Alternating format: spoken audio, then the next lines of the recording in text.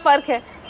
तो विचारधारा ही एक नहीं हो पा रही है ना। आप इतना क्लियर दिख रहे हैं, बीजेपी उसी कंफ्यूजिंग स्टेट में नजर आती है। महेश वर्मा, विचारधारा देखिए पूजा जी, सबसे पहले तो मैं ये कहूंगा कि इस देश में झूठ और फरेब की राजनीति से जो है आप जो है असमानता दूर नहीं कर सकते। ये सच है। इस सच को स्वीकार करना कहीं राहुल गांधी सीखें और तब वो बात करें तो अच्छा लगता है। 4200 करोड़ रुपया इस देश का फूंक दिया गया जाति जनगणना के नाम पर मनमोहन सिंह सरकार में। आखिर क्या कारण था कि जो जाति जनगणना आप उस रिपोर्ट को, उस आयोग को आप लागू नहीं कर पाए जो कैबिनेट के डिसीजन था? बता पाएंगे राहुल गांधी? नहीं बता पाएंगे। आप इसी प्रकार से कर्नाटक में आप ढोल बजाते हुए चुनाव जीतते हैं और ये कहते हैं कि देखिए आते के साथ हम क्या गुल खिलाते हैं। गुल के नाम पर आप जितना बड़ा फरेब कर रहे हैं, क्या वो किसी से छुपा हुआ है? तेलंगाना में आपने सवाल पूछा अतुल जी से कि भाई बताओ ना कि तेलंगाना का कब जाति जनगणना सामने आएगी और उस जाति जनगणना में कम से कम इतना तो पता चले कि भाई पिछड़ापन का क्या दर है, किसका है, ताकि समझ में तो आए। विपक्ष आखिर सवाल आपसे दागेगा, पूछेगा, हम वहां आपसे कुछ सवाल करेंगे तो उसका कोई आधार तो होगा। लेकिन आप ये करने में विफल क्यों हैं? क्योंकि आप राहुल गांधी अच्छी तरह से जानते हैं, कांग्रेस अच्छी तरह से जानती है कि देश का 4200 करोड़ रुपया फूकने वाले लोग देश के संविधान में बदलाव किए बगैर जाति के नाम से आप कोई जनगणना नहीं कर सकते हैं। ये सच है। इस सच को कैसे आप झुठला देंगे? राहुल गांधी इस देश के सांसद हैं, विपक्ष के नेता हैं और वो व्यक्ति जो है सिर्फ राजनीतिक फरेब और झूठ के जरिए अपनी राजनीति को चमकाने चले हैं। देश की अस्मिता को हमेशा उस पे कहीं डेंट मारते रहते हैं।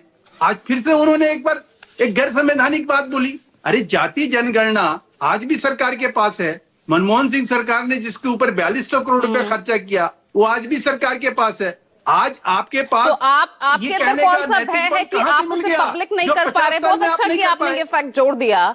तो आपके अंदर भी कोई भय है क्या जातिगत जनगणना के लिए कि भाई ये पेंडोरा बॉक्स खुल गया ना तो मुश्किल में आप सब पड़ जाएंगे? स्पष्ट रूप से बताऊं, हमारी नीति और नियत स्पष्ट है। हम असमानता के दृष्टि से जो काम कर रहे हैं उसमें सबसे पहला अगर अनूठा अनुपम उदाहरण देकर समझाया जा सकता है आपके दर्शकों का, राष्ट्रीय पिछड़ा आयोग, जिसको बनाने के लिए मोदी सरकार ने संविधान में बदलाव किया और उस बदलाव के बाद राष्ट्रीय पिछड़ा आयोग का नाम लेते लेते ये 50 साल से पानी, लेकिन आपने भी तो कहीं ना कुछ हद तक आपने भी विजन अपना क्लियर किया ही है ना कि यहाँ पर जो भी जनगणना होगी SC ST के अलावा अन्य जातियों की जनसंख्या की गणना नहीं की जाएगी। आपने भी तो अपना विजन क्लियर किया ही। देखिए अस्पष्टता तो ये होनी चाहिए इस देश में। हम सरकार नहीं दावा कर रही है, न कोई और दावा कर रहा है कि असमानता दूर होगी। आखिर में राहुल गांधी का ये सवाल है किससे? अपने आप से है क्या? ये असमानता आज की है क्या? ये असमानता जो है इन्होंने SC ST दलित के लोगों को कॉन्ट्रेक्चुअल नौकरी की शुरुआत मनमोहन सिंह सरकार में होती है। सुप्रीम कोर्ट में 20 साल उसकी लड़ाई लड़ी जाती है और आप कहते हैं कि भाई तो आप उस समानता, उस बराबरी को दिखाने के लिए नई लकीर खींच दीजिए ना, करा दीजिए जातिगत जनगणना। आपके तो तमाम सहयोगी दल भी इसकी लगातार मांग कर रहे हैं। मैडम मैंने आपसे क्या आग्रह किया? मैंने बड़ी स्पष्टता के साथ एक बात कही, देश का संविधान जाति और धर्म के नाम पर जनगणना का अनुमति नहीं देता है। उसमें बदलाव किए बगैर, संविधान में बदलाव किए बगैर इस तरह का कोई भी प्रावधान, इस तरह का कोई भी जाति जनगणना कराना वो उसी तरह से फरेब है जो मनमोहन सिंह सरकार में किया गया वोट लेने के लिए, जो आज कर्नाटक में किया जा रहा है, जो आज तेलंगाना में किया जा रहा है। कांग्रेस करे ना, कौन मना करने जा रहा है? बिहार में सर्वे हुआ, लोग हाई कोर्ट गए, झूठ और फरेब का साथ आपके तमाम सहयोगी दल भी दे रहे हैं क्या जाता है?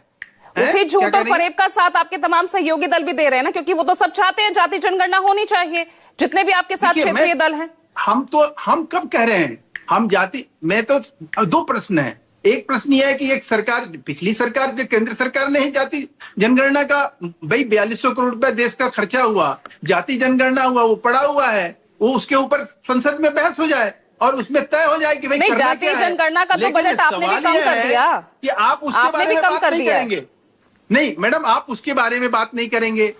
आप राजनीतिक अपने फरेब और झूठ के जरिए अपनी राजनीति चमकाने के लिए आप जाति जनगणना, जाति जनगणना, जाति जनगणना, बाबा साहब अंबेडकर का लगातार आजादी से पहले और आजादी के बाद आप लगातार तो आप अपमान क्या करते कहना रहे। चाह रहे हैं महेश्वरम? मैं भी कंफ्यूज हो मैं गई। स्पष्ट रूप जाति से ये जनगणना कहना चाह रहा होनी हूं- चाहिए, नहीं होनी चाहिए, क्या स्टैंड है मैं बीजेपी तो का? कह रहा हूं कि जाति जनगणना जो है उससे पहले देश के संविधान में बदलाव होना चाहिए। वो जाति जनगणना का तभी महत्व समझ में आएगा जब संविधान में बदलाव हो, ताकि उसको पूर्ण रूप से देश स्वीकार करे। भाई गृह मंत्री इस तो तरह ये का- कहते हैं इस कि तरह का बीजेपी फरेब कभी करना भी देश जाति के साथ जनगणना के और देश खिलाफ की जनता नहीं के थी। साथ। हम राष्ट्रीय राजनीतिक दल हैं, वोटों की राजनीति नहीं करते, तो जाति जनगणना के खिलाफ नहीं है ना बीजेपी? मैं कब कह रहा हूं? हम तो इसको लेकर हम मांग करते रहे हैं। हमने कभी ये नहीं कहा। हमने तो संविधान के में बदलाव करने की बात कही, और बदलाव संविधान में बदलाव 2/3 बहुमत से होगा। कांग्रेस कहे ना कि हम उस चीज को लेके आज की डेट में संकल्पित है, हम अपने राज्यों में करने जा रहे हैं, आप भी इसको करके दिखाइए। अरे आपके नियत में अरे खोट यही है। 2/3 का नारा देकर, 400 पार का नारा देकर फंस गए थे ना लोकसभा में। देखिए 400 पार का नारा हमने दिया, और हमें अगर 400 पार नहीं आया तो क्या आज हम सरकार में नहीं है? राष्ट्रीय जनतांत्रिक गठबंधन जो है हमारा, नेशनल डेमोक्रेटिक, आपके नेताओं ने यही बयान दिया था ना, संविधान बदल देंगे, 400 पार आने दीजिए, फंस गए थे ना। मैं तो कह रहा हूं कि 240 संविधान पर बदलने अटक वाला गए। जो, पूजा जी ये बड़ी सही बात आपने कही कि ये वही लोग हैं, झूठे और फरेबी और मक्कारी, जो इन्होंने राजनीति में जिस तरह से परोसी, और उसके वजह से थोड़ा बहुत जो आपका सीट बढ़ा, और उसके बाद भी आपने वही हाल आपका हो रहा है जो केजरीवाल का, कि झूठ बोल के, भ्रष्टाचार करके, बेविचार करके, और व्यक्ति अपना राजनीति करने का जो एक मनसा पाले हुए थे, आज कहीं न कहीं जनता ने उनको सबक सिखाया। और कांग्रेस मुक्त भारत की जो एक भारतीय जनता पार्टी, ठीक है, पूरा विपक्ष भी यहाँ एकजुट दिख रहा है, सब अपनी विचारधाराओं से यहाँ पर बदलते नजर आ रहे हैं। मनोज सिंह काका, उसी फेहरिस्त में समाजवादी पार्टी भी खड़ी हो जाती है। राहुल गांधी की नीति नहीं, देखिए क्योंकि फिर तो आप भी कभी राष्ट्र विरोधी हुआ करते थे, ये कहीं। अच्छा बोले, 10 सेकंड। बीजेपी वालों को प्रॉब्लम है कि उनको ज्ञान का बहुत अकाल पड़ा हुआ है।